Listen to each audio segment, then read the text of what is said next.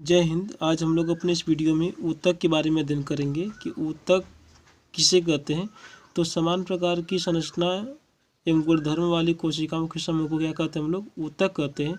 और ऊतक का अध्ययन क्या कहलाता है, हिस्टोलॉजी कहलाता है। और जो ऊतक है, ऊतक शब्द का प्रयोग किसने किया था, जेवियर बिकार्ट ने किया था। इनको हम लोग केवल बिकार्ट या बिसेट भी कहते हैं, जिन्होंने 1801 ईस्वी में किया था। ऊतक फ्रेंड्स हमारे पास 4 प्रकार के होते हैं। पहला है पेशी ऊतक, दूसरा है संयोजी ऊतक, तीसरा है तंत्रिका ऊतक और चौथा क्या है, उपकला ऊतक होता है। पेशी ऊतक का मतलब कि जो हमारे पेशियों का निर्माण करते हैं, जैसे रेखित पेशी, अरेखित पेशी, हृदय पेशी। पेशी हमारे पास कितने प्रकार की होती है, 3 प्रकार की।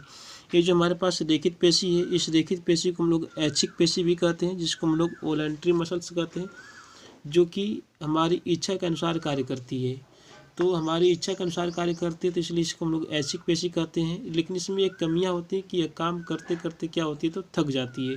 और पेशी में थकावट का जो सबसे प्रमुख कारण होता है वह होता है लैक्टिक एसिड होता है, जो कि पूर्णतः ऑक्सीजन न मिलने के कारण बनता है। अर्थात लैक्टिक एसिड का निर्माण हमारे मांसपेशियों में ऑक्सीजन की अनुपस्थिति में होता है। और एक होता है अरेखित पेशी, इसको हम लोग अनैच्छिक पेशी या इनवॉलंटरी मसल्स कहते हैं। ये हमारी इच्छा के अनुसार कार्य नहीं करती है, लेकिन यह कभी थकने वाली पेशियाँ नहीं होती है। बात करें अगर हम लोग जैसे फेफड़ा, किडनी, अमाशय, ये सब की पेशियाँ क्या होती है, हमारी अरेखित पेशियाँ होती है। और जो हृदय पेशियाँ होती है, वे पेशियाँ जो कि हृदय का निर्माण करती है, उसको हम लोग हृदय पेशियाँ कहते हैं। हालांकि जो हृदय पेशी है, यह भी एक प्रकार की अरेखित पेशी की तरह कार्य करती है, लेकिन इसकी संरचना कैसी होती है, रेखित की तरह होती है। तो रेखित की तरह संरचना होती है, कार्य करती है रेखित की तरह, इसलिए हम लोग इसको अलग कर दिए हैं। तो क्या बन गया, एक अलग सी पेशी हृदय पेशी ने। तो वैसे हमारे पास केवल 2 पेशियाँ ही होती हैं। आगे संयोजी ऊतक, मतलब इसमें कह सकते हैं कि वे ऊतक जो कि हमारे किन्हीं 2 अंगों को जोड़ने का कार्य करते हैं, क्या कहलाते हैं, तो संयोजी ऊतक कहलाते हैं। इसमें पहला है रक्त, सेकंड है अस्थि, थर्ड क्या है, उपास्थि। रक्त का मतलब इसको हम लोग कहते हैं तरल संयोजी ऊतक कहते हैं इसको हम लोग। और ये हमारे सभी शरीर के भागों को जोड़े रखता है, लेकिन ये किस अवस्था में होता है, तरल होता है, इसलिए रक्त को हम लोग तरल संयोजी ऊतक भी कहते हैं। एक है अस्थि, इसको यह बना होता है ओसिन प्रोटीन का। एक है हमारे पास उपास्थि, यह बना होता है कॉन्ड्रोइन प्रोटीन का, इसलिए इसको हम लोग ओसिन भी कहते हैं। क्या बोलते हैं इसको, इसको हम लोग उपास्थि को कार्टिलेज कहते हैं, इसको हम लोग बोन कहते हैं। यह ओसिन प्रोटीन का बना होता है या किसका बना होता है, तो कॉन्ड्रोइन प्रोटीन का बना होता है। अस्थियाँ मजबूत होती हैं, कठोर होती हैं, यह कमज़ोर और लचीली होती है, लेकिन इनमें भार सहने क्षमता क्या होती है, तो अधिक होती है। और हमारे शरीर का वह भाग जो कि बाहर की ओर निकला होता है, जैसे कि नाक और कान, किसका बना होता है, तो उपास्थि का बना होता है। अच्छा, इसमें रक्त का जो प्रवाह होता है या रक्त वाहिनियाँ जो होती है, इसमें उपास्थियों में नहीं होता है, जबकि अस्थियों में होता रहता है। आगे बात करें तंत्रिका ऊतक के बारे में, तो कह रहा है कि तंत्रिका जो ऊतक है, तंत्रिका कोशिकाओं से बनता है, जो कि किसका निर्माण करती है, तो मस्तिष्क का निर्माण करती है।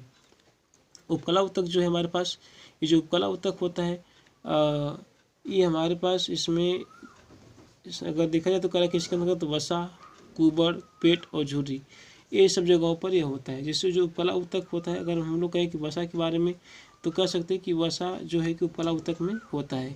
और जिसमें वसा की मात्रा अधिक होती है, उसमें ठंड कम लगता है। इसीलिए देखते क्या है कि महिलाओं में वसा की मात्रा अधिक होती है, इसलिए उनकी त्वचा चिकनी होती है पुरुषों की अपेक्षा, और उनमें ठंड थोड़ा कम लगता है। और जो कुबड़ है, जो ऊँट हम लोग का होता है, ऊँट के कुबड़ में लोग कहते हैं कि पानी भरा होता है, लेकिन ऐसी कोई बात नहीं होती है। उसके कुबड़ में किसकी मात्रा होती है, तो वसा की मात्रा भरी होती है, इसीलिए उसमें एनर्जी हमेशा वसा से क्या होता है, तो मिलता रहता है। और वसा की इसमें मात्रा अधिक है, उसमें प्यास भी थोड़ा कम लगती है, उसमें पानी की खपत क्या होती है, कम होती है। इसलिए ऊँट अगर एक बार पानी पी लेता है, तो वो कई दिनों तक बिना पानी पिए रह सकता है। अच्छा, इस कुबड़ में जो वसा होता है, उसके ऑक्सीडेशन से जल का भी निर्माण होता रहता है। और हम लोग है पेट, पेट हम लोग कहते हैं कि चर्बी हो गई, तो चर्बी होने का मतलब क्या होता है कि उसमें किसकी अधिक मात्रा है, तो वसा की मात्रा अधिक है। और झुर्री, जो झुर्रियाँ होती हैं, अगर बुढ़ापे में जो झुर्रियाँ पड़ जाती है, तो झुर्रियाँ पड़ने का सबसे प्रमुख कारण कौन सा ऊतक होता है, तो उपकला ऊतक होता है। इसमें जब वसा की मात्रा की कमी होती है, तो इसमें सब झुर्रियाँ पड़ जाती हैं, नीचे की सब सतह खत्म हो जाती है उपकला ऊतक की, तो सभी जो चर्म होते हैं सिकुड़ जाते हैं, तो उसी को हम लोग क्या बोलते हैं, झुर्रियों का पड़ना। तो ये सब जो होते हैं किसके भाग हो गए, हमारे उपकला ऊतक के हो गया। तो फ्रेंड्स आज की रही यही वीडियो, तो आज के लिए बस इतना ही। That's all, thanks, take care, bye bye.